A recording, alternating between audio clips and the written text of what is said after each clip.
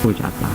वहां से लेकर के अब सौधर्म और ऐशान सर्ग ये 1.5 राजू प्रमाण तक रहेंगे। दोनों ये ऊपर नहीं रहेंगे, ये ध्यान रखना, ये व्यवस्था है इसकी। सौधर्म के ऊपर ऐशान रखो, ऐसा नहीं रहेगा, किंतु इसकी जो कुछ भी ऊंचाई हो गई वो दोनों के पैरेलल होगी। ये सौधर्म और ऐशान 1.5 राजू। फिर इसके उपरांत सानत कुमार और महेंद्र, इनके लिए 1.5 राजू, ये 3 राजू हो गए। फिर इसके उपरांत आधा राजू प्रमाण आप करते चले जाइए। ब्रह्म, ब्रह्मोत्तर, लांतव, कापिष्ट, शुक्र, महाशुक्र, शतार और सहस्रार, यहां तक जाते जाते आप 5 राजू प्रमाण ऊपर पहुंच जाएंगे। आनत और प्राणत, आरण और अच्युत, इसमें 1 राजू और आ गया, आधा राजू बढ़ा दो, तो 6 राजू तक आप इस क्रम से ऊपर चलिए।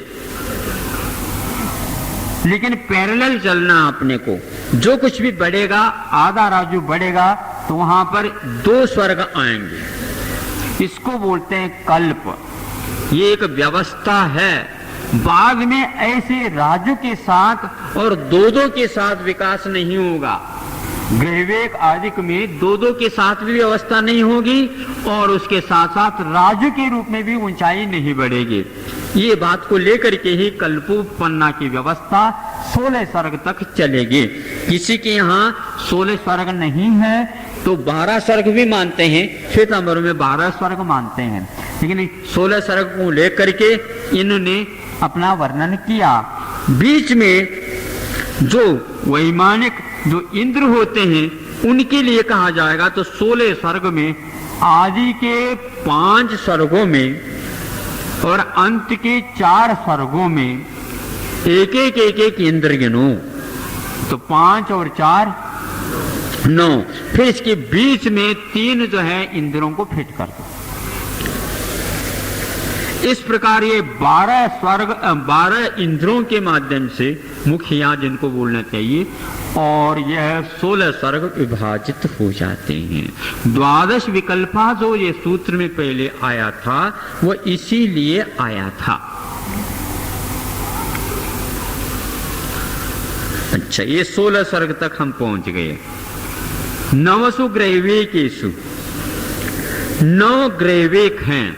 अब देखो इसमें भी 9 और ग्रैवेकेषु ऐसा विभाजन क्यों किया, विभक्ति खंडित क्यों की, विभक्त मतलब समास क्यों नहीं किया। उसमें पूज्यपाद महाराज ने ये कहा 9 अनुदिशों की भी व्यवस्था है। 9 अनुदिशों की व्यवस्था के साथ साथ एक विशेष बात इसलिए है कि यह 9 ग्रैवेक होकर के ऊपर तो हैं, लेकिन यह एक होकर के 9 ऊपर नहीं। क्या कहा? एक होकर के नहीं, किंतु यह 3 होकर के ऊपर है। इनकी आगे जाकर के उम्र तो एक सागर बढ़ाएंगे हम, उस अपेक्षा से ऊपर कहेंगे, लेकिन यह 3 होकर के ऊपर हैं। क्योंकि यह ग्रैवेक शब्द जो बना है ग्रीवाया संबंधी ग्रैवेक अथवा ग्रीवा लोकस्य यत्र वर्तते, लोकस्य ग्रीवा, लोक की जो ग्रीवा है यानी गर्दन है वह उस स्थान पर ये ग्रैवेक हैं। तो 9 हैं, तो वह 3 पट्टी कहीं, जैसे बड़े बाबा के जो गर्दन देखो ग्रीवा है तो उसमें 3 पट्टियां हैं, 3 पट्टी दिखती है ना त्रिविली, तो ये ग्रीवा के अनुरूप हैं। ऐसे निचले में 3, फिर मध्यम में 3 और अंत में 3, इस प्रकार करके इनकी विभक्ति होती है। और 9 अनुदिश भी इसमें होते हैं, लेकिन राजू में आधे राजू के ऊपर ये नहीं है।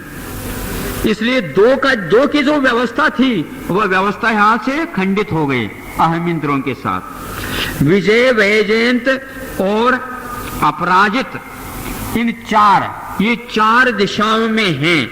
ये ऊपर नहीं, किंतु 4 दिशाओं में 4 फिट हो गए और सर्वार्थ सिद्धि जो है वह बीचों बीच में। इस प्रकार ये 5 का एक मंडल, वह एक 9 का मंडल और वह ग्रहवे की तो वह 9 का मंडल। 9 का मंडल भी 3-3 में 3 ग्रुप में वह निकाल दिया गया।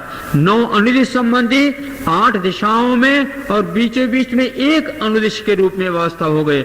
इसलिए यह व्यवस्था लोक को कल्पातीत में इस प्रकार की व्यवस्था है कहा गया।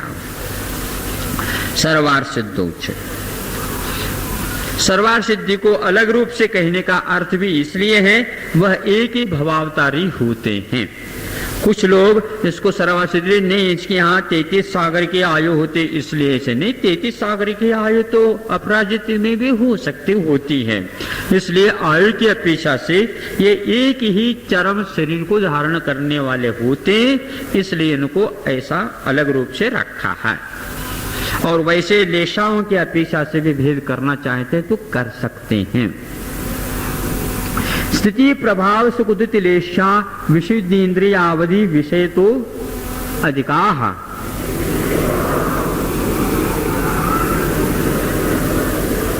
अब देखो ऊपर ऊपर लगा लेना, ऊपर ही ये सूत्र लगा लेना। स्थिति की अपेक्षा से यानी आयु की अपेक्षा से, प्रभाव मैंने शापानुग्रह शक्ति इसकी अपेक्षा से, सुख मैंने इंद्रियों को भोगों का जो अनुभव है उसकी अपेक्षा से, द्वितीय मैंने शरीर की कांति, वाहनों की कांति और अपने आभरण आभूषणों की कांति और बिल्डिंगों की कांति।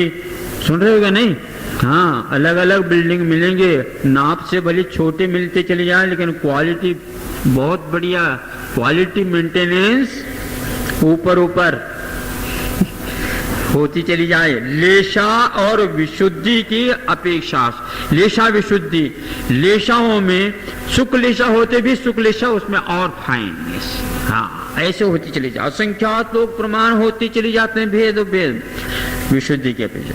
इंद्रिय और अवधियों के विषयों की अपेक्षा से 5 इंद्रियों के विषय भी अपने आप में बहुत है। किसी को थोड़े से कमजोर दिखता है, किसी को उससे अच्छे ढंग से दिखता है, उससे और अच्छे ढंग से दिखता है, इस ढंग से वह देखने में आ जाता है। सभी लोग मान लो देख करके इतनी ही डिस्टेंस से देख करके पढ़ते हैं। किसी को लिपि मोटी चाहिए, किसी को उससे छोटी चल जाती है, किसी का और बारीक चल सकते है, किसी को और बारीक होते भी चल सकते हैं, तो हमें तो नहीं चल सकता, ऐसे भी आप लोग कहते हैं। यह इंद्रियों का विषय है। हाँ, फिर इसके उपरांत भी इन इंद्रियों के माध्यम से आत्मा को नहीं देख पाते, ये भी ध्यान रखना है। अवधि ज्ञान का भी ऐसा विषय है, किसी का समान रूप से विषय नहीं होता, ऊपर ऊपर अवधि ज्ञान का विषय बढ़ता चला जाता है। बढ़ते जाते हुए भी ये ध्यान रखना ऊपर के अपने ध्वजदंड से ऊपर नहीं जा पाते, ये भी उसकी सीमा है। अब इससे विपरीत इस प्रकार विशुद्धि होते हुए भी गति शरीर परिग्रह अभिमान तो हीना। देखो ये बहुत मार्की की बात है। जो बड़े बड़े ऊपर के पद पर आरूढ़ होते हैं उनके लिए सोचना चाहिए, उनकी गति आवागमन जाना कम हो जाता है। लेकिन आज ये ऐसा नहीं लगता, जितने बड़े होंगे वो घूमते रहते हैं।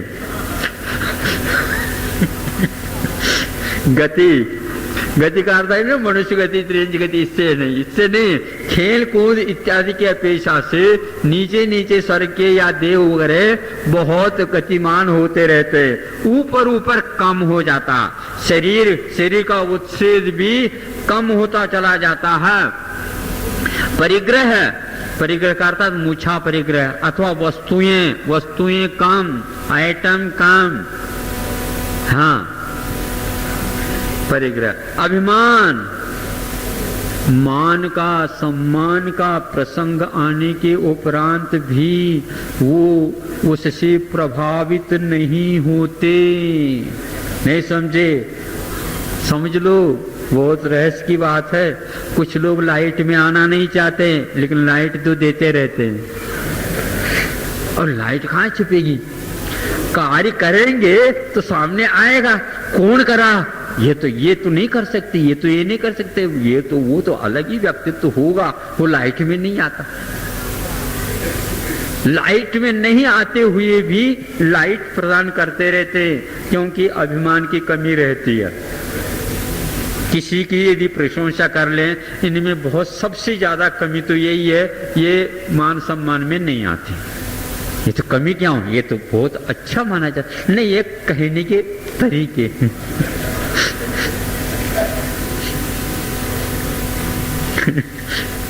अभिमान तो ही ना। पीत पद्म शुक्ल लेशा द्वित विशेषेषु,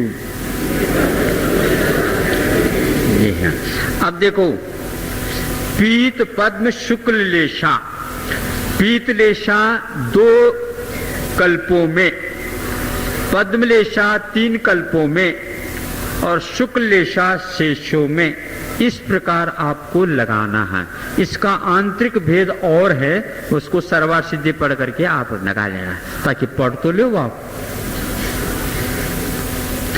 प्राग्रैवे के बेह कल्पाहा, अब देखो, प्राग्रैवे के ग्रैवेकों से इधर इधर, प्राग मैंने ग्रैवे को छोड़ देना, इसी का नाम कल्प है। कल्प का अर्थ ये के शब्द नहीं की व्यवस्था, यहीं तक 16वें स्वर्ग तक ही एक व्यवस्था है। एक व्यवस्था क्या है, देवियों का आना जाना 16 स्वर्ग तक ही होता है।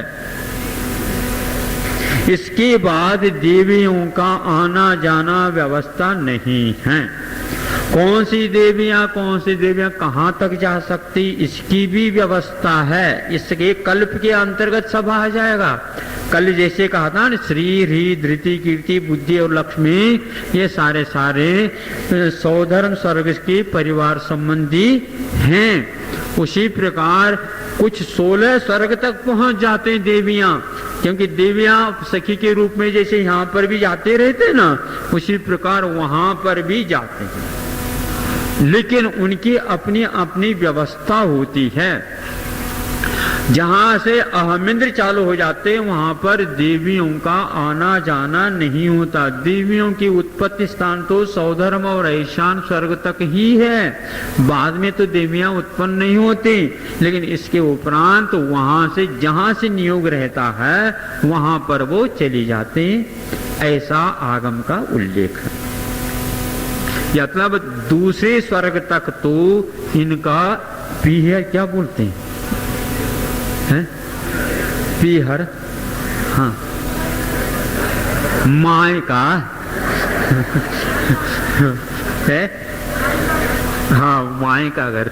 माए मतलब माँ का घर, तो माए का बोलते हैं। हाँ, सौधर्म और ऐशान स्वर्ग तक तो इनका मायका है, फिर बाद में ससुराल है, ऐसा है। देव जो है अपने अपने घर में रहते हैं, वो बाप का कहलाते हैं, वो ये मायका, और वो जहाँ उत्पन्न होते हैं वहीं पर रहते हैं, उनको अन्यत्र जाना नहीं पड़ता। महिलाओं के लिए परेशानी तो है ही, वो अपने घर में नहीं रह सकते, इसलिए अपने घर को प्राप्त करने की क्षमता शायद संभव, इसलिए मुक्ति नहीं मिलती। पर यह है, क्या करे। ब्रह्मलोकालयः लोकांतिकाः, हाँ, प्राग्रैवे के बेहकल्पा। देखो, लोकांतिक देवों की एक विशेषता है, ये 16 स्वर्ग के इस पट्टी में कल्पोत्पन्न होते हुए भी इनकी एक अलग और व्यवस्था है। ये कल्पोत्पन्न की ही व्यवस्था। अहमिंद्र भी चले जाते हैं तो कोई व्यवस्था नहीं होती, वहां पर एक सार हो जाते हैं। लेकिन इनकी एक व्यवस्था ऐसी है कि ब्रह्मलोकालया, ब्रह्मलोक यह 5म स्वर्ग माना जाता है। आलय मैंने वहां पर ये निवास करते हैं। लोकांतिका का अर्थ यह है जिनका लोक अंत को प्राप्त होने वाला है, यानी अंत ही हो गया, अब एक बार मनुष्य बनेंगे सीधे ही मुक्त होंगे, इसलिए लोकांतिक इनका सार्थक नाम है। 5म स्वर्ग के ऊपर ये कॉलोनी है, वहां पर ये रहते हैं। ये लाखों की गिनती में हैं, करोड़ों की नहीं, संख्यात नहीं असंख्यात नहीं, केवल लाखों में मिलते हैं। और ये सब एक से रहते हैं, ये सब शुक्लेशा वाले होते हैं, नीचे के इसमें आएगा सब। इनके नामोल्लेख बताते हैं। सारस्वत आदित्य वन्य ऋणगर्ण तोय तुषिताव्या बाधारिष्टाश्च। वन्य ऋण, अरुण है, एक शब्द छूट गया। सारस्वत यह ईशान दिशा में रहते हैं, आदित्य यह पूर्व दिशा में रहते हैं, वन्य यह आग्नेय दिशा में रहते हैं, अरुण यह दक्षिण दिशा में रहते हैं, गर्दतोय यह नैऋत्य दिशा में रहते हैं, तुषित यह पश्चिम दिशा में रहते हैं, अव्याबाद ये वायव्य दिशा में रहते हैं, और अरिष्ट यह उत्तर दिशा में रहते हैं। च के द्वारा इनके बीच में दो दो और ले लेना, तो ये 8 दो दो वो, इस प्रकार 24 का ग्रुप है। ये एक एक ग्रुप में लाखों हैं, ऐसे राजवार्तिक में इनकी संख्या भी मिलती है। विजय आदिशु द्विचर्मा। अब इसके उपरांत कहते हैं विजय वैजयंत जयंत अपराजित, ये 4 दिशाओं में जो सर्वार सिद्धि बीच में है, ये 4 दिशा में जो अंतिम मंडल हैं विमान ग्रुप, उसमें ये 4 जो है ना द्विचरम वाले हो सकते हैं। द्विचरम का, चरम का अर्थ अंतिम होता है। क्या चरम? तो मनुष्य भाव को इन्होंने चरम के रूप में स्वीकार किया, क्योंकि मनुष्य गति से ही मुक्ति मिलती है, इसलिए अंतिम शरीर माना जाता है। तो ये कितने शरीर प्राप्त कर सकता है? अपराजित इत्यादि में रहने वाले 2 बार मनुष्य बन सकते हैं, ये इसका अर्थ। जो वहां से निकलेंगे नीचे आकर के पुनः मनुष्य बनेंगे, क्योंकि मनुष्य से ही वहां पर अपराजित में गए हैं, ये भी निश्चित बात है। वहां से आए, प्राप्त कर लिया, तो 2 ही बार अपराजित बनने की क्षमता रखता है, ज्यादा बार नहीं, ये इसका अर्थ। इसमें भी एक बात और है, 2 बार जाते हुए भी मान लो 33 सागर की आयु एक बार मिली है, दोबारा जाएगा तो उसके लिए एक समय कम से कम होगी, क्योंकि ये भी नियम है 33 आयु को धारण करने वाले देव 2 बार नहीं हो सकते, एक समय कम से कम होगी। और सर्वार सिद्धि में 33 ही है, लेकिन 2 बार हो नहीं सकते वो, इसलिए 2 बार नहीं ले सकता, यह आगम का उल्लेख है। विजय आदित्य द्विचर्मा औपपादिक मनुष्येभ्यः शेषास्तिर्यज्ञो ने। यहाँ अब देखो ये बीच में आ गए, तो यहाँ क्योंकि खगोल का संबंध पूर्ण करने जा रहे हैं, जितने उपमाद और मनुष्य, उपमाद जन्म वाले स्वर्ग देव और नारकी हो गए, और मनुष्य, इन तीनों को छोड़कर के जितने भी हैं वो सारे त्रियंच हैं। इनका कोई भी हम स्थान नियुक्त नहीं कर सकते, पूरी लोक में फैले हुए हैं। भौगोलिक संरचना त्रियंचों के लिए पूरी है, छूट कहीं भी चली जा। स्थिति रसुर नाग सुपर्ण द्वीप शेषानाम सागरोपम त्रिपल्योपमार्धहीन मिताः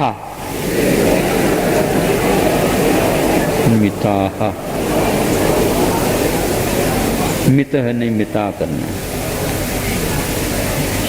हाँ, अब ये आयु की बात आती है। स्थिति असुर कुमार है, स्थिति असुर कुमार के 1 सागरोपम है, नाग कुमार के त्रिपल्योपम है, सुपर्ण कुमार के 2.5 पल्योपम है, द्वीप कुमार के 2 पल्योपम है, और शेषों के 1.5 पल्योपम है। अर्धहीनम इथा, ये जहां पर 3 पल्योपम कह देते हैं, इसके उपरांत आधा पल्य कम करते हुए चले जाना, और शेष जो रह जाते हैं उनके लिए 1.5 पल्य रह जाएगा, ये इसका तात्पर्य है।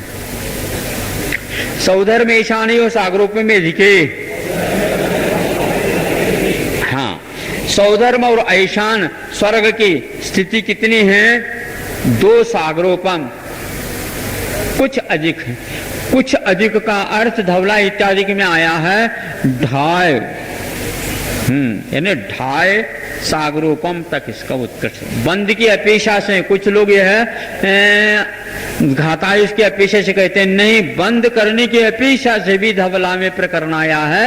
ये अधिक का प्रकरण स्वयं अपने आप में बंद की अपेक्षा से है, क्योंकि सौधर्म और ऐशान स्वर्ग की अपेक्षा से भी कह सकते हैं, अथवा सौधर्म और ऐशान इंद्र की आयु ढाई सागरोपम प्रमाण होगी, यह इसका अर्थ हो गया। यहां पर स्वर्ग और स्वर्ग के जो इंद्र, इन दोनों की अपेक्षा लगाते हैं। इंद्र की अपेक्षा लगा दें तो बहुत सुविधा है, आगे जाकर के हम बताएंगे। यह उत्कृष्ट स्थिति सौधर्म और ऐशान स्वर्ग के अथवा सौधर्म और ऐशान देवों के इंद्रों की है। सनत कुमार महेंद्र यो सप्त, सनत कुमार और महेंद्र इन दोनों इंद्रों की जो है उत्कृष्ट स्थिति कितनी है? 7 सागरोपम, कुछ अधिक की वृत्ति तुल्य दे रहना। त्रिसप्त नवैकादश त्रयोदश पंचदश भी रजिकानि तो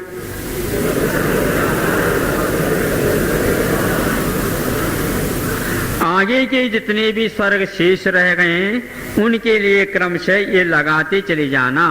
7 को अनुवृत्ति लेकर के चलना है, तो 7 से अधिक 3 सागरोपम कुछ अधिक, इस प्रकार। उसी प्रकार 7 और 7 14 सागरोपम कुछ अधिक, 7 और 9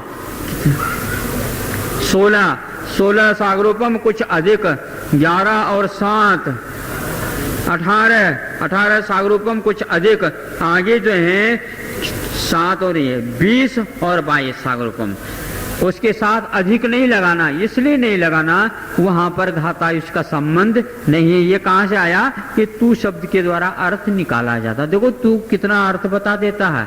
यहाँ पर काव्य ख्याति के अनुसार तू और च हुआ, ये पाद पूर्ति नहीं महाराज। हाँ, ये काव्य ख्याति नहीं, ये सूत्र की ख्याति है।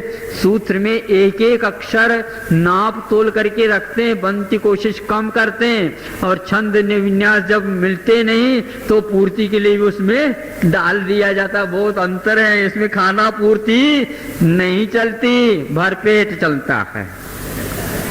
खाना पूर्ति मत करो। आरणाच्युता दूर्ध्वमेकैकेन नवसु ग्रैवेकेषु विजयादिषु सर्वार्थ सिद्धौ च।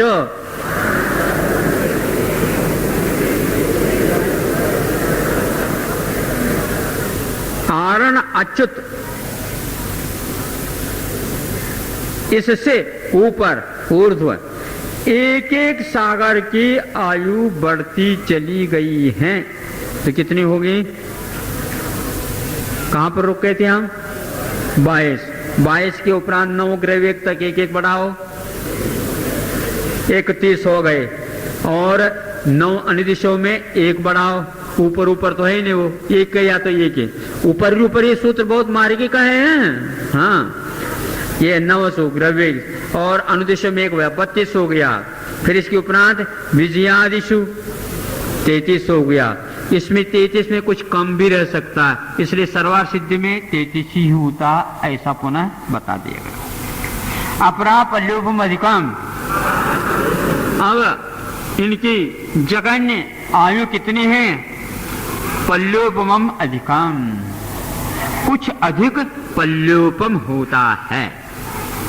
अब देखो, ध्यान रखो, 16 स्वर्ग तक की आयु में हम इस कल्प की व्यवस्था से सौधर्म और ईशान आदि जो इंद्र होते हैं उनकी अपेक्षा से उत्कृष्ट स्थिति की हम बात करेंगे। सामान्य के लिए भी उसी प्रकार करेंगे, लेकिन अन्य देवी देवताओं की अपेक्षा से हम सागरोपम की आयु होती है ऐसा नहीं कहेंगे। ये इसका अर्थ है।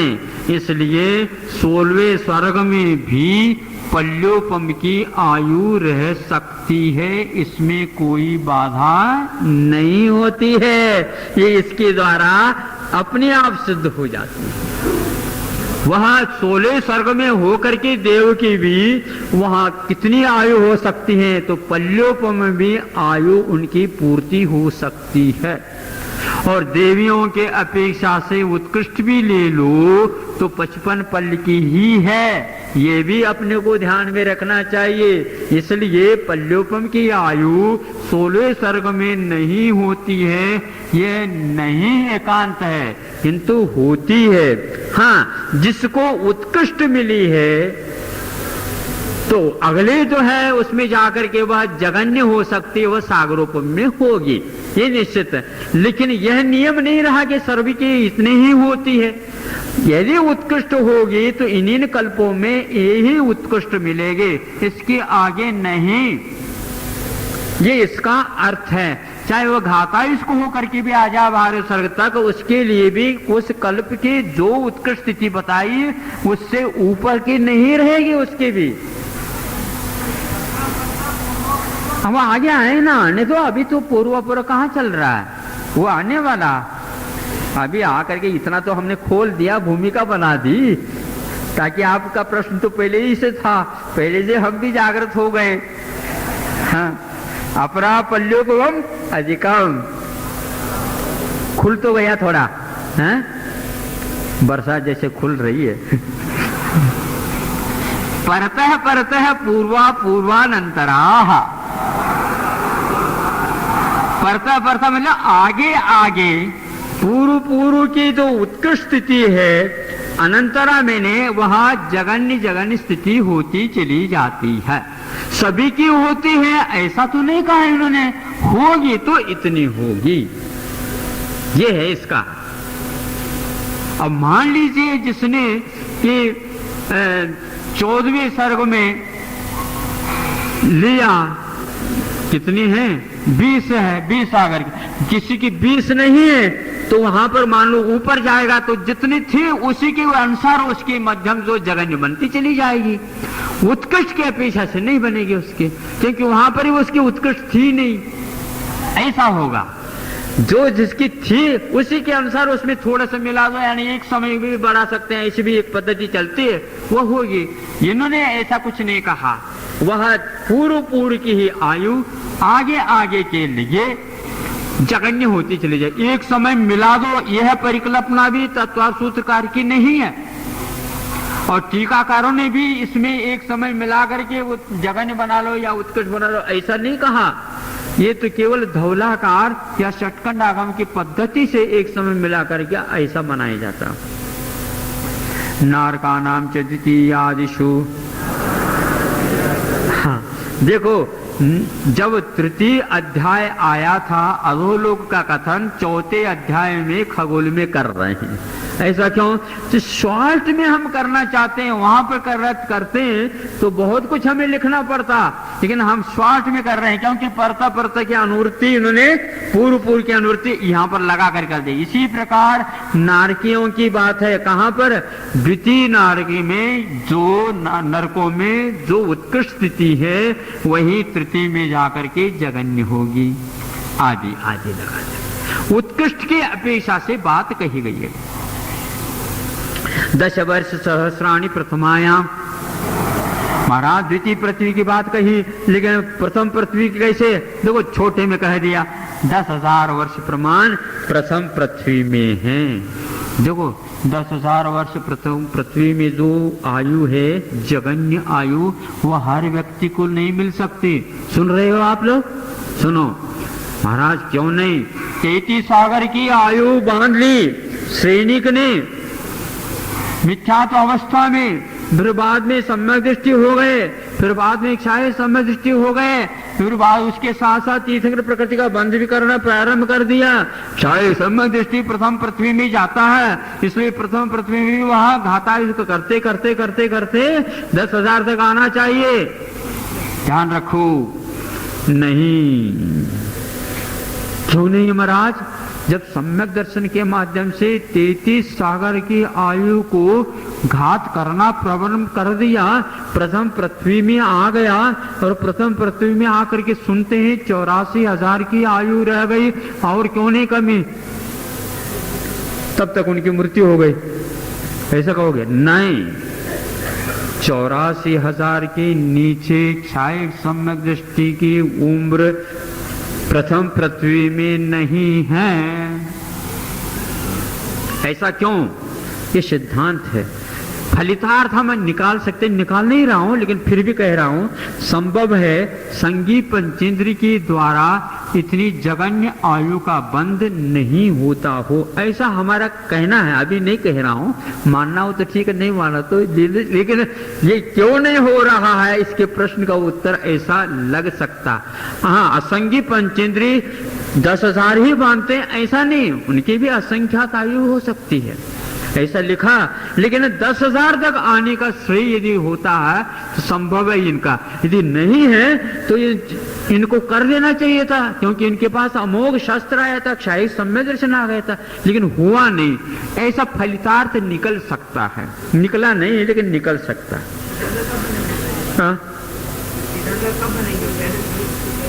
अरे ऐसे कई तो क्षायिक सम्यक दृष्टि है, ऐसे कई तीर्थंकर है वहां पर, उनके सारे 84,000 ही थोड़ी हो सकती, ऐसा नहीं।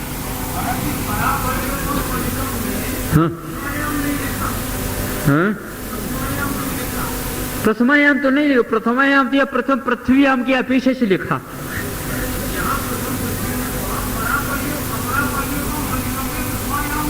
तो प्रथमायाम तो वह भूमि है ही नहीं ना।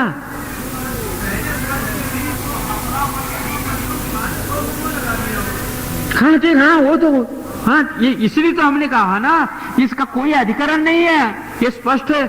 ये उत्कृष्ट के पीछे जो सौधर्म और ऐशान जो इंद्र होंगे उनके लिए यह 2 सागर में 2.5 सागर में उत्कृष्ट, इसके आगे कोई भी देव नहीं जाएगा प्रथम कल्प में, ये निश्चित कर दिया। अब जो नीचे जितने हैं कितने हैं, तो हाँ हमने अपरा पल्योपम अधिकम, जगन्य से जगन्य यदि मिलेगा कुछ अधिक पल्योपम, इससे स्पष्ट हो गया। हाँ, इसलिए उस सूत्र का स्वर्ग करता न अर्थ न निकाल करके स्वामी करते ले लेंगे तो सबसे अच्छा है। हाँ हाँ, स्वर्ग में नहीं, उस स्वर्ग के जो इंद्र होते हैं, क्योंकि सभा, उस सभा में वह सौधर्मी रहता है, ये भी उन्होंने अर्थ निकाला है। सर्वासिद्धि कारण से स्पष्ट है, जिस सुधर्मा नाम की सभा में इंद्र रहता है उसकी सभा में शिरोमणि के रूप में, इसलिए उसका नाम सौधर्म ऐसा था।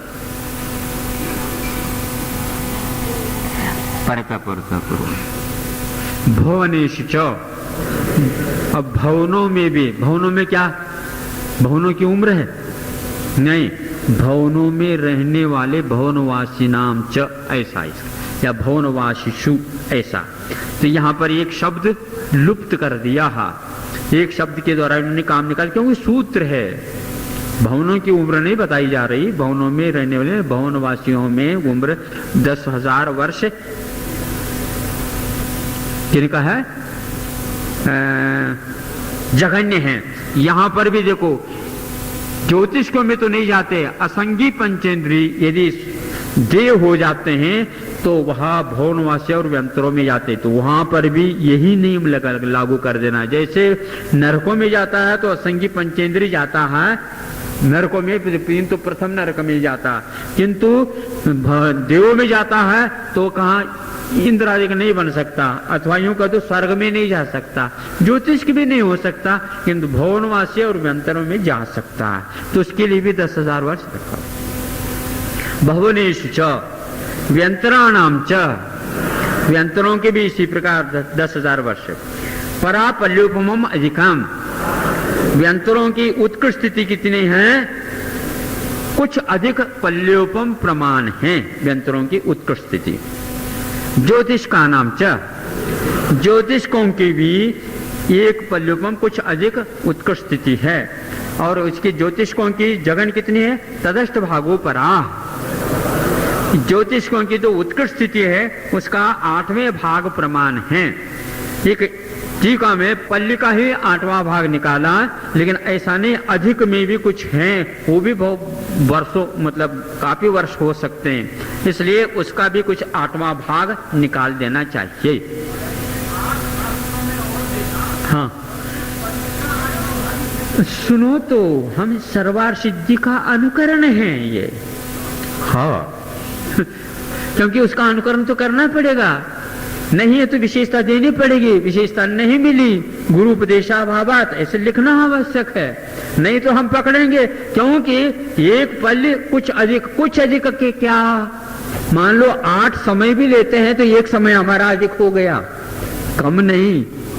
हाँ 1000 और तो कितने निकालोगे आप बताओ? ब्याज धंधा करने वाले इसी में तो निकालते रहते हैं। अरे ऐसे कैसे करेंगे, एक आना भी कम कर दें तो करोड़ में कितना कम होगा। दिवालियां कराना चाहते हो क्या हमें? दिवाली मना दो, मनाना चाहो तो, ऐसा नहीं। ज्योतिष का नाम चाहो तदष्ट भागो परा। देखो सूत्र की व्याख्या आप कर रहे हैं तो सूत्र के अनुरूप चलना होगा, एक एक अक्षर के लिए ये मेहनत कर रहे हैं, और हम यूं ही छोड़ दे, अधिकम का छोड़ दे, ऐसे छोड़ दे, ऐसा नहीं छूटेगा। दान करते समय तो हम दान कर सकते हैं, लेकिन जब व्यापार कर रहे हैं तो ऐसा नहीं छोड़ सकता। वैसे दान कर रहे हैं तो हम खूब एक प्लॉट दान ले लो। जब ये विभाजन हो रहा है, भरत कहते हैं नहीं, बाहुबली कहते हैं नहीं, हम क्यों छोड़े, हमारे पिताजी ने हमें दिया, हम क्यों चढ़े, हम तो दिग्विजय करके आए, हमें जी तो फिर बाद में ले लो, पूरा ले लो, हम अभी जा रहे हैं वैरागी लेने के लिए, मांग करके ले हो ना, हम देने के लिए तैयार है। हम चक्रवर्ती, हम कम नहीं है, हम चक्रवर्ती नहीं है, हमारे पास बाहुबल है, आ जाओ। तो ये अपने आप में वो न्याय है, आप न्याय से चलिए, अधिकम को आप भाग ही नहीं दे रहे हैं। 8वां भाग करो, जो भाग निकलता उतना दे दो। ज्योतिष का नाम चाहिए तदस्थ भागो परा। लोकांतिका नाम अष्टो सागरोपमानि सर्वेशाम। अब देखो लोकांति देखो दोबारा और नाम आ गया, अष्टो सागरोपमानि, 8 सागरोपम है। सर्वेशा मतलब किसी में किसी प्रकार से कम नहीं, सब एक समान 8 सागरोपम आयु हैं। और पहले कहा था शुक्ल लेशा वाले ही होते हैं, द्वादशांग के पाटी होते हैं, एक भी भव के उपरांत वह मुक्त होने वाले होते हैं, बाल ब्रह्मचारी रहते हैं, देवर्षि कहलाते हैं, उनके पास जाने के लिए कोई भी देव सक्षम नहीं हो सकता, अगम्य स्थान है, ऐसा बताया गया राजवार्तिक में। उनके पास कोई भी नहीं जाता आ सकता, वो आ जाना चाहता तो आ सकता, अगम्य स्थान है, चारों तरफ से कोट। हाँ? कोई बिना क्या है वहां पर, क्यों आओ, वहां पर तो कोई है ही नहीं, व्यवस्था ही नहीं, एकांत है।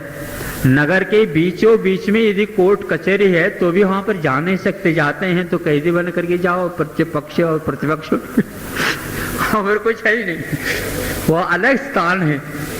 इस प्रकार यह जीव तत्व का 4th अध्याय के रूप में समापन हो गया है।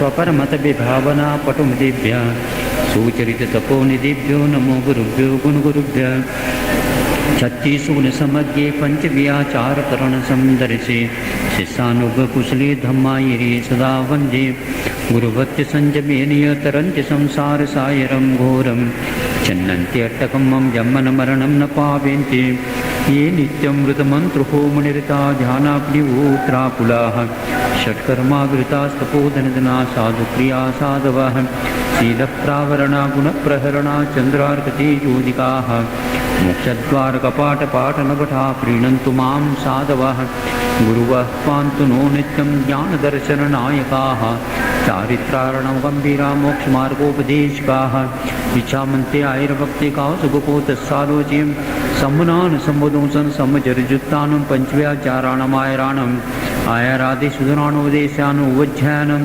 तिर्यनुगुणपालयानं सबुसावनं श्रेयानिष्कलमञ्चे पूजे मुन्दानमंसां दुःखको बोहिलाओ सुगैकमनं समायमरणं जनगुणसम्पत्तिहो मध्यम् मोक्षमार्गशनेतारं भेत्तारं कर्मभूवृतां ज्ञातारं विश्वतत्त्वानां वन्दे तद्गुणलब्धये। जीव तत्व का वर्णन चल रहा है। द्वितीय अध्याय में तात्विक विवेचन हुआ। तृतीय अध्याय में वो जीव जहाँ पर अधोलोक में रहते हैं और उसके साथ साथ मध्यलोक संबंधी भी वर्णन हो गया। अभी एक अंतिम अध्याय है, ये चौथा अध्याय, जो जीव के बारे में ही एकांत रूप से वर्णन करता है, किंतु यह खगोल की अपेक्षा से अब पृथ्वी से ऊपर उठ करके जो देव रहते हैं उनके यह चर्चा मुख्य रूप से है। यद्यपि मध्यलोक में ही भवनादिक रहते हैं त्रिक, फिर भी देव कहने से ऊर्ध्वलोक को ही मुख्यता दी जाती है, तो यह बात कही जाती है। देवास चतुर्निकाया, देव बहुत सारे हैं, तो देव ऐसे कह देते समूहवाचक हो जाता, नहीं, देव बहुत भी हैं और बहुत प्रकार के हैं, इसलिए बहुवचनांत यह पद दिया गया है। 4 प्रकार के निकाय में इनके ग्रुप हैं, वो आगे बता दिया जाएगा। देव किसको बोलते हैं? जो हमेशा हमेशा कोई भी कर्म नहीं करते हैं। कर्म का मतलब असीमसी कृषि वाणिज्य और शिल्प, इसमें कोई भी इनका भाग नहीं रहते। जैसे भोग भूमि में असीमसी कृषि वाणिज्य शिल्प विद्या नहीं, उसी प्रकार इन देवों में भी यह नहीं रहता। केवल जो पहले पूर्व में पुण्य किया है उस पुण्य के फल मात्र भोगते रहते हैं, अंतिम समय तक यही एकमात्र कार्य इनका। इनके यहाँ विकास नहीं होता और नहीं ह्रास होता है, जैसा का तैसा है बने रहते हैं, कोई परिवर्तन नहीं। और परिवर्तन जहाँ होता है वहां पर सुख मिलता है, वहां पर सुख नहीं मिलता है। सुख भोगते भोगते रहो तो क्या सुख, थोड़ा दुख भी बीच में आ जाता है तो सुख अच्छा लगता है, ठीक रहे ना। हाँ, इसलिए दुख से डरना नहीं चाहिए। आदित स्त्रीषु पीतांत लेशाः, वो 4 प्रकार के जो ग्रुप हैं उनमें आदि के 3 में पीतलेशा अंतिम होते हैं, यानी कृष्णलेशा, नीललेशा, कापोतलेशा और चौथे नंबर में पीतलेशा। देखो ये ध्यान रखना कि ऐसा भी पीतलेशा को लाया जा सकता है, कैसा? शुक्लेशा, पद्मलेशा, पीतलेशा। अच्छा इसे चलो ना, हो नहीं सकता। आदि के 3 ग्रुप में, देवों के ग्रुप में, कि पीतलेशा अंत में है, पीतालेशा अंतिमा, ये शाम ते पीतांत लेशा ऐसा कहा दिया जाए? नहीं, आगम की एक पद्धति होती है, किसको अंत में रखा? पीत को अंत रखा, लेकिन पीत कहाँ से अंत में आएगा? तो कृष्ण लेशा, नील लेशा और कापोत लेशा, फिर बाद में पीत लेशा, यहाँ पर चौथे नंबर में आया। अभी इसमें ध्यान रखिए, इनमें 4 लेशा होते हैं, तो देवों की भी कृष्ण लेशा होती है क्या? नील लेशा होती है क्या? अशुभ लेशा होती है क्या? तो आचार्यों ने इसमें 2 बातें बताई हैं। एक बात यह है कि पर्याप्त अवस्था के अपेक्षा से इनमें शुभ लेशा ही रहेगी, पीतलेशा, किंतु अपर्याप्त दशा के अपेक्षा से जब तक वह यहाँ से उत्पन्न हो जाते हैं वहां पर जा करके वहाँ अपर्याप्त दशा रहेगी, तब तक यह अपर्याप्त दशा उसको बोलते हैं शरीर पर्याप्ति जब तक नहीं पूर्ण होती, ऐसा मत। किंतु तत्व सूत्रकार उनकी जितनी भी टीकाएं हैं उनमें कहीं भी इसका वर्णन नहीं आता। इसलिए आदि के 3 जो देव हैं, भवनवादी आदि, इनमें पर्याप्त दशा में भी हो सकती हैं ये अशुभ लेशा, इससे ध्वनि निकलती हैं। दशाष्ट पंच द्वादश विकल्पाः कल्पोपपन्न पर्यंताः।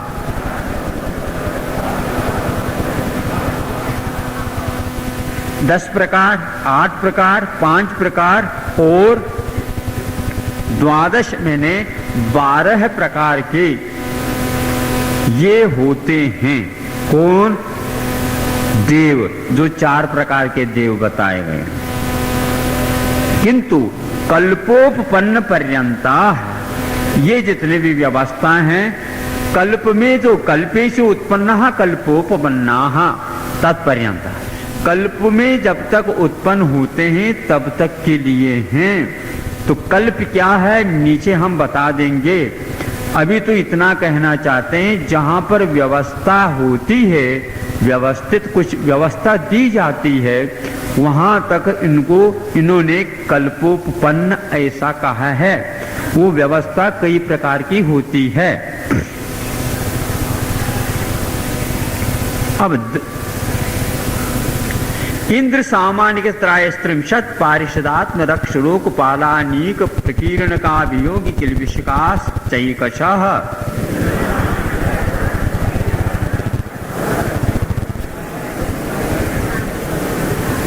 ये 10 प्रकार की एक व्यवस्था है।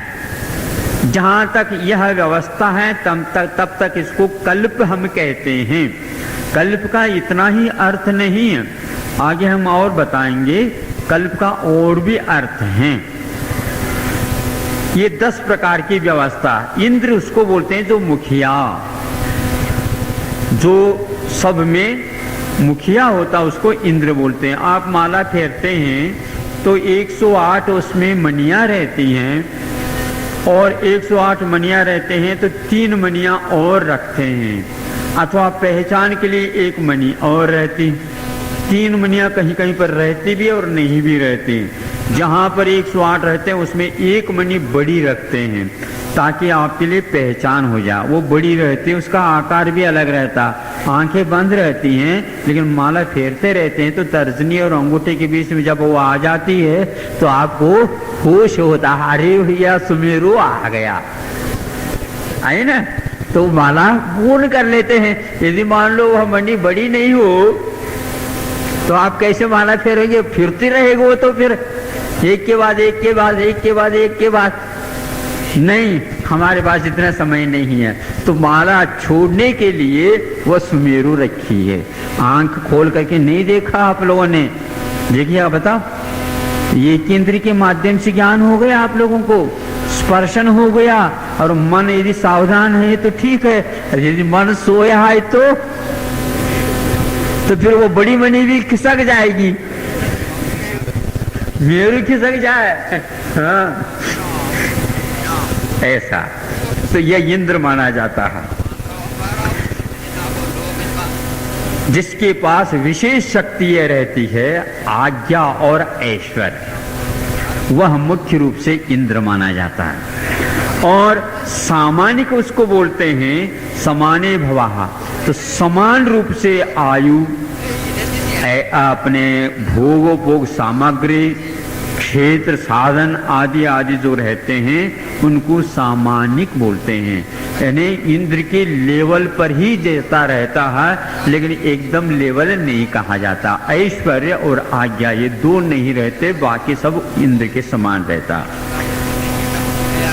जैसे पिता हैं, गुरु हैं, उपाध्याय हैं, जैसे इनको आप बहुमान की दृष्टि से देखते हैं, उसी प्रकार सामानिक देवों को भी अन्य जितने देव हैं वह सम्मान देते हैं।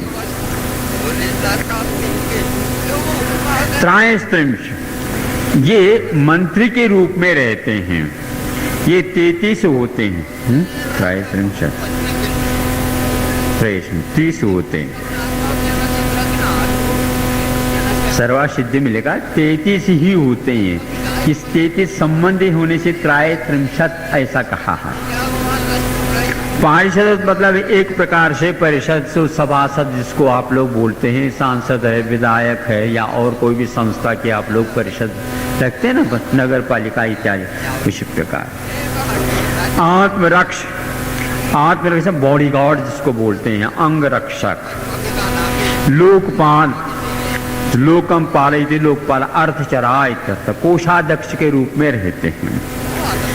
अनेक का अर्थ होता है एक प्रकार से सेना, मिलिट्री जिसको बोलते हैं।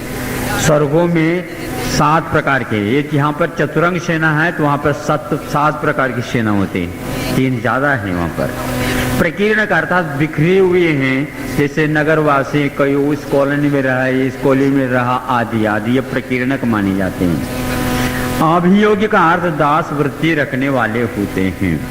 ये वहां पर रहते हैं, जैसे यहाँ पर दास होते हैं, नौकर चाकर होते हैं, उसी प्रकार वहां पर उनका किसी के अंडर में रहते हैं, हाँ रहना पड़ता है, किसी बात की कमी नहीं रहती, लेकिन अंडर में रहना पड़ता है। किल्बिश का अर्थ पाप होता है, तो किल्बिश यहाँ पर पाप करके गए हैं, तो वहां पर उस फल स्वरूप उनको वहां ऐसा नहीं समझना चाहिए कि वहां पर पाप करते हैं। कुछ लोग वहां के पाप की अपेक्षा से करते हैं, तो नहीं, वहां पर तो पाप नहीं करते हैं, किंतु यहाँ पर पाप विशेष करके देवायु को बंद कर लिया, इस अपेक्षा से पाप करने के कारण वहां पर किल्बिश जाते कि जो अंतेवासी बिल्कुल बहुत दूर रहते हैं, सभा में जाने के उनको परमिशन नहीं मिलते, इस ढंग से वहीं पर जा चपड़ाई जैसे रहते हैं ना, या 2 रुपये की पर जैसे वहीं बाहर रहो, ऐसी दशा है लोकतंत्र में। हाँ अच्छा, सब लोग जो है वोटिंग कर देते, वहां पर ऐसा नहीं होता, वोट देने के अधिकारी नहीं रहता, बाहर रहो, कोई आवश्यकता नहीं है। यहाँ बहुत अच्छा है, यहाँ पर कोई भी पाप इस ढंग से करेगा तो वहां पर जाकर के ये दुख भोगना पड़ेगा, बहुत कठिन है, इसको समझ लो, इसलिए रखा है इसको। स्वर्ग जाना तो जाते हैं, वहां पर व्यवस्था ऐसी है। ये चारों में एक शकार्थ, चारों ग्रुप में 10-10 प्रकार की व्यवस्था है, इसलिए एक एक में इस प्रकार की व्यवस्था है, ऐसा कहा है। त्रयस्त्रिंश लोक बाल वर्जा यंत्र ज्योतिष्का,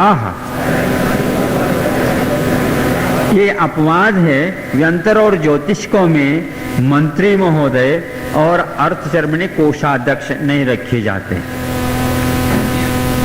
मतलब डिक्टेटरशिप चलता है इनके यहाँ, कोषाध्यक्ष नहीं, कोष ही नहीं रखते इनके यहाँ, कोषाध्यक्ष नहीं।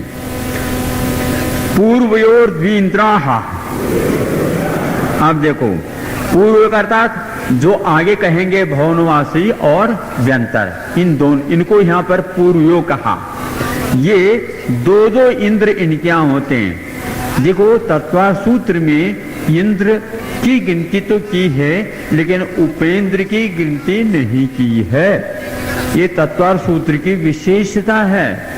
अन्यत्र जो है भवनायले 40 व्यंतरण देवानम होन्ति 32 कप्पामर 24 चंदो सूरो नरो त्रियो आदि किया, लेकिन यहाँ पर इस गाथा के अनुसार कि भवनालय 40 कहा, तो 40 कैसे हो गए, तो 20 तो इंद्र होंगे और 20 उपेंद्र, 40 व्यंतरों की 32 इंद्र है, 32 इंद्र नहीं होते, तो 16 इंद्र होंगे और 16 प्रतीन्द्र होंगे। हमने उपेंद्र कहा, प्रतीन्द्र के पास ये कही है। और चंदो सूरु, चंद्र और सूर्य, इनमें भी ऐसा ही माना जाता है कहीं पर कि चंद्र को इंद्र के रूप में स्वीकारा और रवि को, सूर्य को प्रतीन्द्र के रूप में स्वीकारा। इस गाथा के माध्यम से तो यही फलितार्थ है, किंतु मनुष्यों में इंद्र और प्रतीन्द्र नहीं होते, यदि होते भी हैं तो इस प्रकार होते हैं। चक्रवर्ती जो होता है चक्रवर्ती इंद्र मानो और अर्ध चक्रवर्ती प्रतीन्द्र मानो, क्योंकि इसमें तो ये घटित नहीं होगा ना, तो घटित करना चाहे तो हमने बता दिया। अच्छा, पूर्वयोर द्विन्द्रा काय प्रविचारा आयशानाथ। अब ये इनका एक प्रकार के वासना की जो पूर्ति है, वह वेद कर्म की उदीर्णा से यह काय प्रविचारा होता है। काय ने मनुष्य और तिरंज जिस प्रकार काय के माध्यम से उस कामावेश में आकर के पाप करते हैं, वह पाप आऐशान का अर्थ होता है ऐशान स्वर्ग तक करते रहते हैं। प्रथम और द्वितीय स्वर्ग बहुत दूर दूर नहीं रहते, पैरेलल रहते हैं। आगे कहेंगे यहां तक जो है काय प्रविचार चलता है। पीड़ा की निवृत्ति का नाम सुख मानते हो तो मान लो, वस्तुतः वह सुख नहीं है, प्रतिकार है, प्रविचार का अर्थ प्रतिकार होता है, तो पीड़ा प्रतिकार का नाम प्रविचार है, सुख नहीं, किंतु उसको सुख मान लिया जाता है। पंचेंद्रिय सुख सुख नहीं, किंतु वह दुख है साक्षात भी, फिर भी लौकिक दृष्टि से उसको सुख माना गया। भोजन करते हैं, भोजन करते का अर्थ क्या? भूख लगी है, भूख पीड़ा है, रोग है, रोग की निवृत्ति के लिए भोजन किया जाता है, ये कोई नहीं मानता। बल्कि सुबह से लेकर के भोजन शाम तक चलता ही रहता है। बहुत बड़े हैं भैया, ऐसा आराम करने वाले रईस लोग हैं, सेठ साहूकार हैं, जो खाते रहते हैं, मतलब बहुत रोग होता उनको, बड़ा रोग। जो एक ही बार भोजन करते हैं और उनकी शांति होते हैं तो वो बहुत अच्छे, वो नहीं माना जाता भैया वो एक ही बार भोजन करते हैं, हम तो 2 बार करते रहते हैं, अच्छे व्यवस्थित कर चलता रहता। मतलब आप लोगों के जो वेदीकृत रोग है बहुत बड़ा रोग है, जो थोड़े में ठीक नहीं होता, महारोग जिसको बोलना चाहिए। तो दवाइयां भी बहुत महंगी मिलती हैं, डालने पड़ता है। उसी प्रकार भोजन भी बहुत अच्छी अच्छी क्वालिटी का, बहुत बढ़िया देखने को नहीं मिलता। हाँ, देखने को अन्यत्र रोग ही नहीं मिलता, तो अब वहां पर कहीं से भोजन मिलेगा? है? जो अच्छे रोग वाले होते हैं उनके यहाँ अच्छा भोजन मिलता है, और जो अच्छे रोग नहीं रहते हैं, छोटे छोटे रहते हैं, उनकी में थोड़ी बहुत खा लिया चल जाता है। तो कौन सा चाहिए आपको?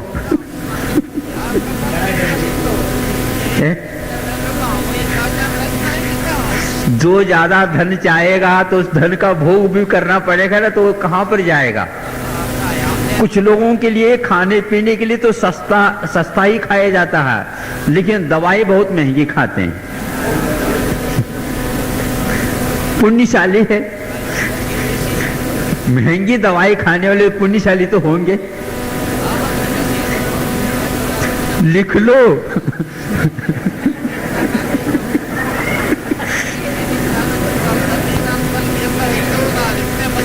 आगे अच्छा, ये व्याकरण की बात कह देते हैं हम। ये यहां पर मूढ़ा उसके साथ जोड़ दिया, ऐसा नहीं जोड़ा जाता, उसको इधर रखना चाहिए। आ ऐशानाथ ऐसा बोला जाएगा।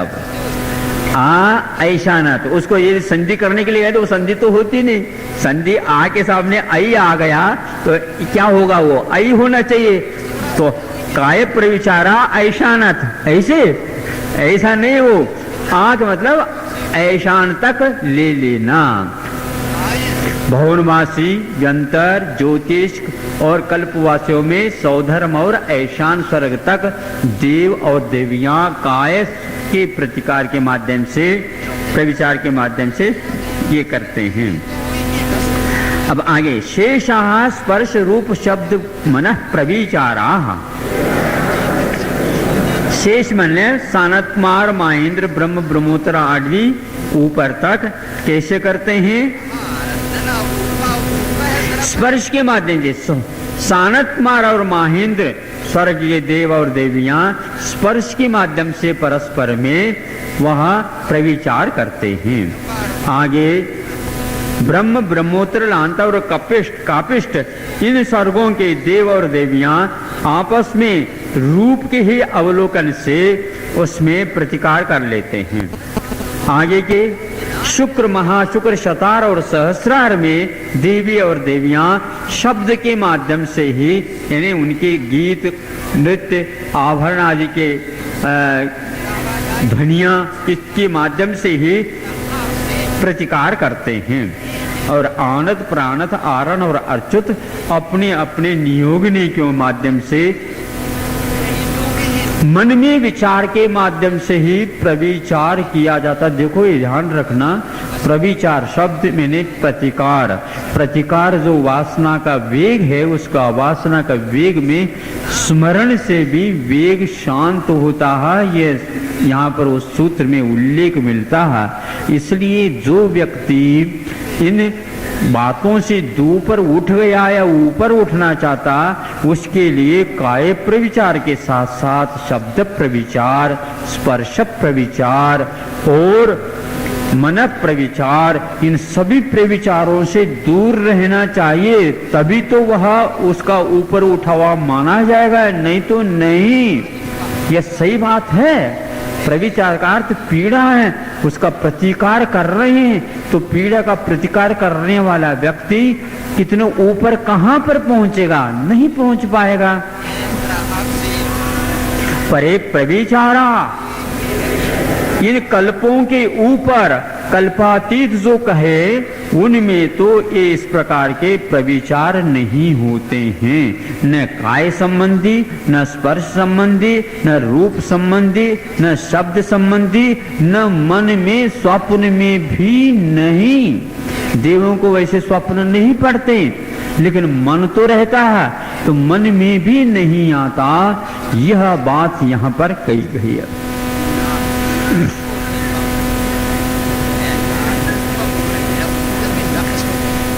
भवन वासनो सुरनाग विद्युत सुपर्णाग्निवातस्तनितोदधि द्वीप दिक् कुमाराः।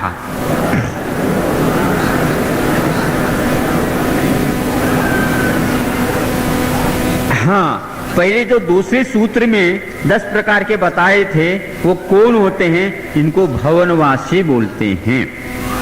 असुर कुमार, नाग कुमार, विद्युत कुमार, सुपर कुमार, अग्नि कुमार, वात कुमार, स्तनित कुमार, उदधी कुमार, दीप कुमार और दिक् कुमार, ये 10 प्रकार के। कुमार शब्द प्रत्येक के साथ लगा लेना। कुमार का अर्थ बच्चों जैसे ये खेलते हैं, बोलते हैं, चलते हैं, खाते हैं, पीते हैं। इसका नाम, इनके ड्रेस भी बच्चों जैसे होता है। आजकल ये बहुत देखने को मिल रहा है जो यहाँ से नीचे पंजे तक तो रहेगा अलग कलर का सूट पैंट, फिर बीच में आ जाता है तो अलग कलर का, और उसमें भी चेन सिस्टम, नहीं समझे, और जेब में कुछ रखे या न रखे, बड़े बड़े 5-5, 10-10 किलो के जो है कोई सामान रख जाए, उस प्रकार की थैली जैसे लटका करके बच्चे आते हैं। उनका ये कौन सा है महाराज, ये आया है, क्या आया, इसमें क्या रखते हो, रखने को कुछ नहीं महाराज, लेकिन वे जेब इतने बड़े बड़े जैसे थैले लटका करके आ गए हो। इधर भी ऐसा, फिर ऊपर भी जैसे शर्ट वगैरह लेते हैं उसमें भी ऐसा ही है। इधर जेब अलग है, इधर जेब अलग है, इधर 3 कलर अलग है, इधर 4 का अलग है, इधर एक राउंड कलर अलग है, ये इंद्रधनुष का अलग है। तो कोई नंबर लिखे रहते हैं, कोई अक्षर लिखे जाते हैं, कभी पाकिस्तान आ जाता है, कभी खालिस्तान आ जाता है, वो अनेक प्रकार के डिजाइन, लेडी से लेकर के चोटी तक वही। तो इसको हम ये बोलते हैं भवनवा से दिक् कुमार यानी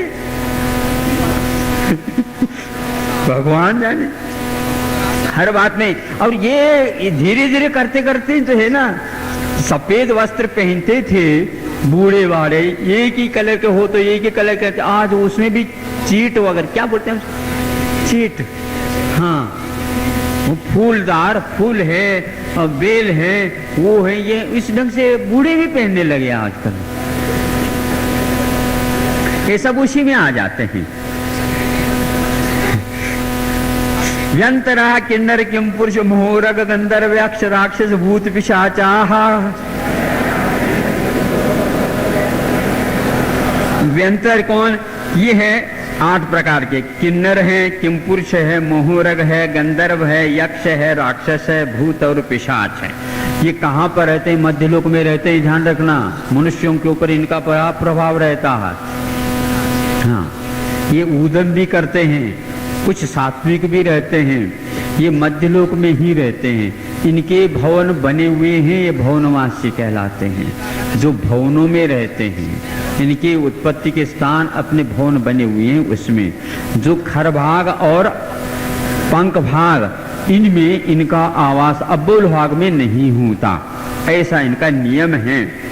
व्यंतर लोगों का यत्र तत्र विचरन्ति इति व्यंतराः, ऐसा कहा।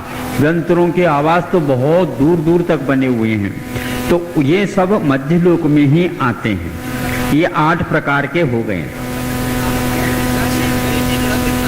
ज्योतिष का सूर्य चंद्रमसो ग्रह नक्षत्र प्रकीर्ण तारकाश्च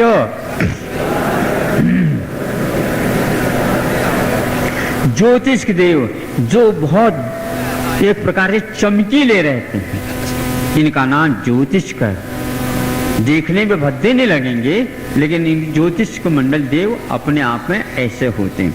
अग्नि कुमार वगैरह तो हैं, आप यहाँ आ जाते हैं ना पंच कल्याणक में, जो निर्वाण कल्याण के समय पर उनके किरीट से अग्नि निकलती है और अंतिम संस्कार किया जाता है, उसी प्रकार ये ज्योतिष के देव। ये कौन है? सूर्य चंद्रमसो, सूर्य और चंद्रमा ये दो रखे हैं। सूर्य को पहले रखा और चंद्रमा को बाद में रखा। इससे भी मैं ये अर्थ निकालता हूं कि उमा स्वामी महाराज इन दोनों को इंद्र और प्रतीन्द्र के रूप में स्वीकार नहीं करते हैं, क्योंकि यह द्विवचनांत दिया है। ये दो ही इंद्र होते हैं, दो दो इंद्र होते हैं ऐसा नहीं लिखा, इनमें दो ही इंद्र होते हैं। तो सूर्य और चंद्रमा, चंद्रमा चंद्रमस शब्द है, यह बहुत अक्षर रखते हैं, इसमें बहुत अक्षर हैं, इसलिए बाद में रखा और सूर्य को पहले रखा। सूर्य और चंद्रमा इन दोनों के समास करते हैं तो पहले जो शब्द होगा उसका दीर्घीकरण होता है, इसलिए सूर्या ऐसा यह व्याकरण से सिद्ध किया गया है। ग्रह है, नक्षत्र है और प्रकीर्णक। प्रकीर्णक तारका बोलना चाहिए, प्रकीर्णक अलग है और तारका अलग है ऐसा नहीं। प्रकीर्णक तारका, तारक जो होते हैं वो प्रकीर्णक ही रहते हैं, ये तारक का विशेषण है। ये कहाँ रहते हैं? ये भी मध्यलोक में रहते हैं। सुन लो, यहाँ पृथ्वी तल समान तल से 790 योजन ऊंचे उठ जाओ, वहां से सर्वप्रथम तारक गण का ग्रुप पहले आ जा, तारक मंडल 790। फिर इसके उपरांत 10 योजन ऊपर चले जाएंगे, वहां पर सूर्य मंडल मिलेगा। सब जितने सूर्यों की संख्या है वो एक ही मंडल में आएंगे, ऐसा नहीं आगे पीछे हो। हाँ, एक पट्टी में 10 योजन में सूर्य का है। फिर इसके उपरांत 80 योजन ऊपर चले जाते हैं तो वहां पर चंद्र मंडल आ जाता है। इस प्रकार यह ताराएं, सूर्य और चंद्रमा ये हो गए। फिर बाद में 4 योजन ऊपर जाते हैं तो वहां पर नक्षत्र आ जाते हैं। फिर इसके उपरांत 4 योजन ऊपर चले जाते हैं तो वहां पर बुध मंडल आ जाता है। फिर इसके उपरांत 3 योजन ऊपर चले जाते हैं तो शुक्र का नंबर आ जाता है। फिर इसके उपरांत 3 योजन चले जाते हैं तो बृहस्पति ध्रुव जिसको बोलना चाहिए वह उनका मंडल आ जाता है। फिर इसके उपरांत 3 योजन और चले जाते हैं तो अंगारका, तो यह मंगल ग्रह का मंडल आ जाता है। फिर अंतिम जो जा करके 3 योजन जाते हैं तो वह शनिश्चर जो है शनि ग्रह का मंडल आ जाता है। इस प्रकार 110 योजन की ये पट्टी बन जाती हैं। और ये मेरू पर्वत से 1121 योजन इधर रह करके यूं ये घूमते रहते हैं। ये इनका कार्यक्रम है। ज्योतिष मंडल, ज्योतिष देवों का कार्य इतना है। ये कहां से कहां तक हैं ये पूछा जाएगा तो तिर्यक में असंख्या द्वीप और समुद्र पहले कह करके तृतीय अध्याय में आए हैं, फैले हुए हैं। तो बिल्कुल घनोदधी वात वलय जब तक नहीं आएगा तब तक जो है यह चले ही जाएंगे दोनों तरफ से। एक राजू प्रमाण क्षेत्र में यह ऊपर 790 योजन जाने के उपरांत और 110 योजन के पट्टी में यह सारी पट्टी फैली हुई हैं।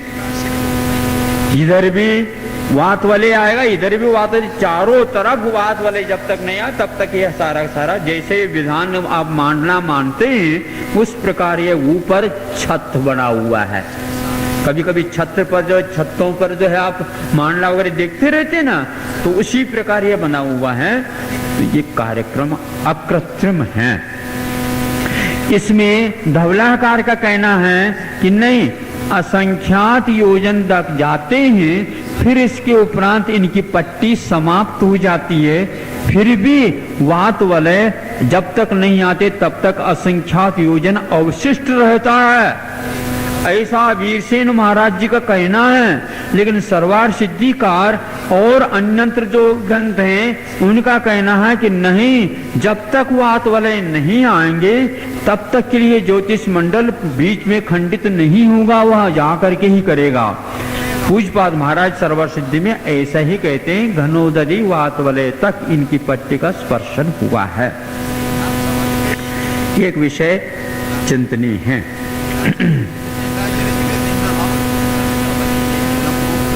वीरसेन महाराज ने इसको युक्ति से कर लिया, फिर बाद में अंत में ये भी कहा है ये युक्ति है, यह सूत्र नहीं, ऐसा भी माना है उन्होंने।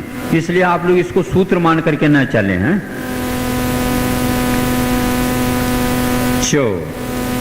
मेरु प्रदक्षिणा नित्य गतयो नृलोके, ये क्या करते हैं? नित्य गतयः नृलोके, नृलोके कहने मनुष्य लोक में, मनुष्य का था पुरुष लोक में, यूं कह दो। नृलोक कहा ना, नृलोक कहा है, नृलोक मैंने नृ मैंने मनुष्य लोक अथवा पुरुष लोक में नित्य गति वाले होते हैं। और नित्य गति होती किया द्वतद्वा गति करते नहीं, मेरु प्रदक्षिणा, मेरु की प्रदक्षिणा करते हैं। प्रदक्षिण का अर्थ क्या होता है? जो को प्रदक्षिण का अर्थ को घूमना ऐसा नहीं है, प्रदक्षिण का अर्थ होता है दाहिना, नहीं समझे? दाहिने बाजू से ये परिक्रमा लगाते हैं, प्र मैंने थोड़े से हट करके अच्छे ढंग से। आप पढ़ाते हैं ना, अथवा शादी ब्याह में 7 बजे फेरी पढ़ते हैं ना, फेरी, तो फेरी कैसे पढ़ते हैं? प्रदक्षिणा, तो दाएं से यूं उल्टे करते हैं कि यूं यूं? नहीं, यूं करते हैं, यूं करते हैं। तो यहाँ तो क्लॉक तो आज एंटी क्लॉक भी चालू हो गया महाराज। हाँ, दोनों बातें हो रही, एंटी क्लॉक भी चल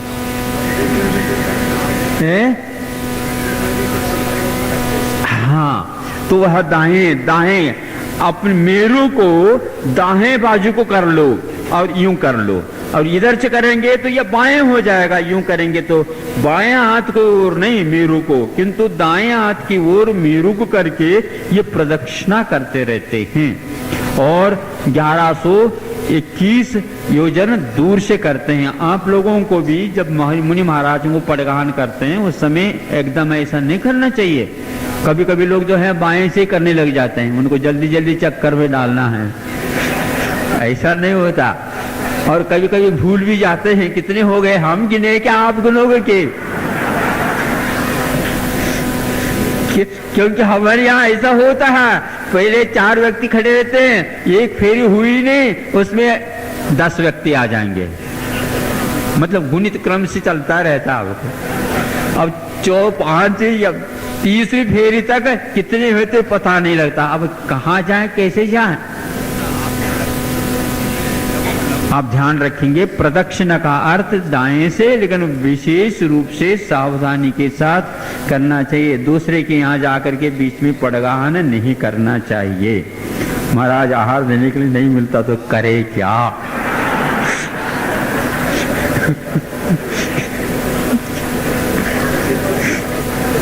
उस समय तो हम कुछ कह नहीं सकते, आप लोग लाभ ले लेते हैं। अच्छा, तत्कृत है काल विभाग है। अब देखो, मेरु की प्रदक्षिणा करते हैं, सूर्य और चंद्रमा प्रदक्षिणा करते हैं, ये गति वाले होते हैं। वर्तमान के भूगोल को ये इष्ट नहीं है, लेकिन इष्ट हो या न हो इससे कोई मतलब नहीं है। कुछ बातें हैं हम भी अच्छे ढंग से उनको समझा देते हैं। पृथ्वी घूमती है ऐसे कहता वो भूगोल, इसके माध्यम से ही काल का विभाग होता है। देखो, काल की पहचान अपने आप में नहीं होते, क्योंकि काल का परिणाम जो होता है वह अमूर्त है और अचेतन है। उसके भाव हमें ज्ञात नहीं हो सकता, इसलिए काल के बारे में हम कुछ सोच ही नहीं सकते। काल के बिना परिणाम नहीं होता है हम मानने के लिए तैयार है, लेकिन काल के ऊपर डिपेंड नहीं हो सकते, क्योंकि कारणों की चयन करने की पद्धति होती है, उसमें काल को चयन नहीं किया जा सकता। तो कैसे किया जा सकता? तो काल की पहचान कह रहे हैं इनके जो ज्योतिष मंडल के गति के ऊपर आधारित तत्कृतः, तो तही कृतः तत्कृतः काल विभाग, ये व्यवहार काल की बात है। बहिरवस्थिताः, और ये नृलोकात, नृलोक ने मध्यलोक नृलोक, ये मनुष्यलोक से बाहर जितने भी ज्योतिष मंडल हैं वह सारे सारे अवस्थित हैं। अवस्थित का मतलब दो बातें कहीं, वो चलते फिरते नहीं। इस सूत्र की क्या आवश्यकता थी? अपने आप इन नृलोक कहने से हो जाता नहीं, नृलोक के बाहर इनका अस्तित्व है क्या नहीं ये भी बताया जा रहा है। ज्योतिष मंडल का अवस्थान नृलोक यानी मनुष्य लोक के बाहर है क्या नहीं ये भी बताया जा रहा है, और यदि हैं तो वह स्थित हैं, घूमते नहीं, ये सिद्ध हो गया। इससे दो बातें हो गई, नृलोक के बाहर ज्योतिष मंडल का अस्तित्व का भी, अस्तित्व की व्यवस्था भी हो गई, और वह स्थित है ये भी व्यवस्था हो गई। इससे एक और ध्वनि निकलती है, नृलोक में जितने भी हैं वो सारे सारे चल ही रहे ऐसा नहीं, चलने वाले यदि ज्योतिष मंडल मिलेंगे तो नृलोक में ही मिलेंगे, बाहर नहीं मिलेंगे। लेकिन जितने भी मनुष्य लोक में ज्योतिष मंडल हैं वो सारे सारे चलने वाले ही हैं ऐसा भी नहीं है। मतलब बिना चले भी यहाँ पर रहते हैं, लेकिन चले बिना काल का विभाग नहीं होता ये कहा गया। इसका अर्थ ये है कि सारे सारे युद्ध के लिए जाते हैं सेना, ऐसा नियम नहीं है, लेकिन युद्ध के लिए सेना का जाना अनिवार्य है, ये हो गया। तो वहां ये ढाई द्वीप के भीतर जो कोई भी ज्योतिष मंडल है वह चलने वाले हैं, लेकिन पूरी ज्योतिष मंडल चल रहा है ऐसा नहीं, किंतु बाहर चलेगा भी नहीं और सारे सारे अवस्थित रहेंगे। उनका अस्तित्व भी बताया, नहीं चलने वाले भी बता दिया, और नृलोक के संबंधी नित्य भी रहने वाले होते हैं ऐसा भी अर्थ निकलता है। ये कान से नहीं कह रहा हूं, लेकिन इसका निषेध कोई करता है तो हम बताएंगे गलत बात है।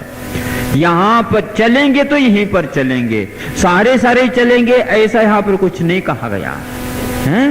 सर्वे नित्यगतया ऐसा नहीं कहा, नित्यगतया यह कहा कुत्र नृलोके ये कहा गया, इसलिए यह ध्वनि निकलती है। हाँ, ये ऐसा है, ये बहुत अच्छी बात है। मतलब सारे सारे काम कर रहे हैं ऐसा नहीं, टीम वर्क तो सारे सारे काम ही करते हैं ऐसा नहीं, टीम करके काम करते रहते हैं।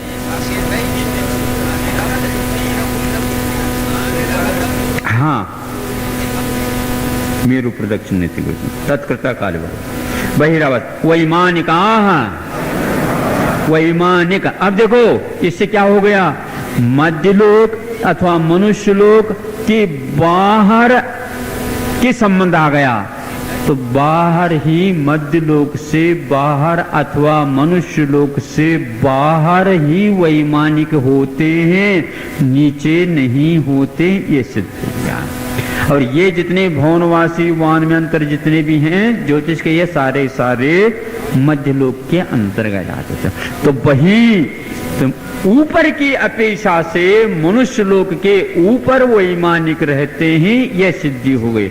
मनुष्य लोक की सीमा कहाँ तक है ऊपर की अपेक्षा से? बाहर ढाई द्वीप का विशेष तो हो गया इधर तिर्यक अवस्था में, और ऊपर के अपेक्षा से मेरु पर्वत की ऊंचाई के बराबर मनुष्य लोक हैं, नृलोक हैं, ये निश्चित हैं। इसके बाद ही बही नृलोकातात बही ऊपर ही वैमानिकाः तेपि अवस्थिताः, वे भी अवस्थित हैं, वो घूम नहीं रहे जैसे ज्योतिष मंडल नीचे घूम रहा था, वो भी घूमेंगे नहीं, इससे यह ध्वनि निकलते। वैमानिका, वैमानिक किसको बोलते हैं? जो विशेष रूप से मान्यता को प्राप्त हैं, आत्मस्थान सुकृतिनः पुण्यवंतः, ऐसा सर्वसिद्धि में उल्लेख मिलता। ये आत्मस्थ होते हैं, पुण्यवान होते हैं, ऐसी इनकी मान्यता प्राप्त है इसे इनको। तो हर एक व्यक्ति मनुष्य में जो प्रतिष्ठित थोड़े होते हैं, प्रतिष्ठित जो होते हैं उनको ही वैमानिक या श्रेष्ठी लोग आदि आदि कहा जाता। उसी प्रकार देवों में वैमानिक वो होते हैं जिनमें विशेष प्रतिष्ठा होती है। किस किस प्रतिष्ठा? कि वह शुभ लेशा वाले ही होते हैं। एक बात, क्योंकि आदित्य त्रिस्तु पीतांत लेशा कहा था, तो ये पीत लेशा को लेकर के प्रारंभ हो जाते हैं, किंतु कृष्ण लेशा, नीलेशा, कापोत लेशा इनको छूते नहीं। अपर्याप्त दशा में भी जो अपर्याप्त दशा में मानते हैं अशुभ लेशाओं को, उनके यहाँ भी यह नहीं माना जाएगा, पीत लेशा ही इनकी होती है। दूसरा, सम्यक दृष्टि यदि उत्पन्न होगा तो भवनत्रिक में उत्पन्न नहीं होगा, किंतु यहीं पर उत्पन्न होगा स्वर्गों में, वैमानिकों में। दूसरी बात यह है, 63 शलाका पुरुष जहाँ पर इस समय हम होते हैं, मान लो उस समय यह वैमानिक देवों के माध्यम से ही सारे के सारे कल्याणक निष्पादित होते हैं। ऐसा नहीं कि भवनत्रिक किसी को अध्यक्ष बना दिया, ऐसा नहीं। भवनत्रिक को वैमानिक, भवनत्रिक यंत्र आदि को उस संवत्सरण में लाया तो जाता है, लेकिन वैमानिक अपने अध्यक्ष पद को लेकर के चलते हैं, क्योंकि सम्यक दृष्टि होना अनिवार्य होता है, वो यहाँ पर आ जाते हैं। कल्पोपपन्ना कल्पातीताश्च। अब आपने कहा था कल्प क्या है, तो कल्प जो है अर्थ व्यवस्थावाचक है। वह व्यवस्थावाचक क्या है? उस कल्पों में रहने वालों की अपेक्षा से व्यवस्था होती है। और दूसरी व्यवस्था यह है कि एक प्रकार से 16 स्वर्ग तक कल्पोपपन्न कहा है, तो यह राजू के रूप में चलेंगे। जहां से आप सौधर्म और ऐशान स्वर्ग को प्रारंभ कर दो तो ये सब राजू में चलेंगे। आगे जाकर के 16 स्वर्ग हो जाएंगे, वहां पर 6 राजू पूर्ण हो जाएंगे। फिर इसके उपरांत राजू की कल्पना की अपेक्षा से ग्रेवेक, अनुदेश, अनुत्तर आदि आदि की व्यवस्था नहीं होगी, पर योजनों की अपेक्षा से होगी। इस अपेक्षा से यह कल्प की व्यवस्था बताई गई है। लोक विभाग की दृष्टि से भी इस कल्प की व्यवस्था अपने आप में बहुत मार्के की है। बाकी चीज मैं आगे के सूत्र में बता दूंगा। कल्पातीत यानी 16 सर्ग के बाद, यानी 6 राजू के बाद जो व्यवस्था है वैमानिकों की, वह राजू में नहीं होकर के कुछ योजनों में ही है। ये इसकी बात। कल्पोपन्ना कल्पातीतश्च वैमानिकाः, ये वैमानिकों की बात है। ऊपरी ऊपरी, अब देखो ये सारे के सारे ऊपर ऊपर ही हैं।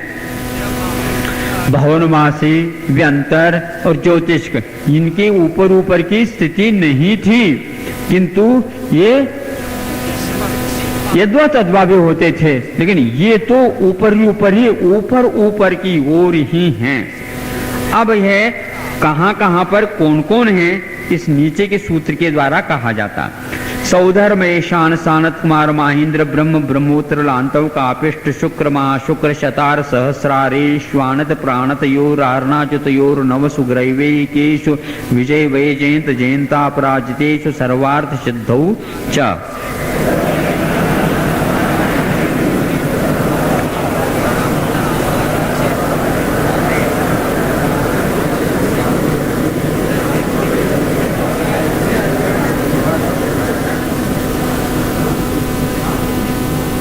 अब कल्पोपन में एक व्यवस्था और हम दे रहे हैं।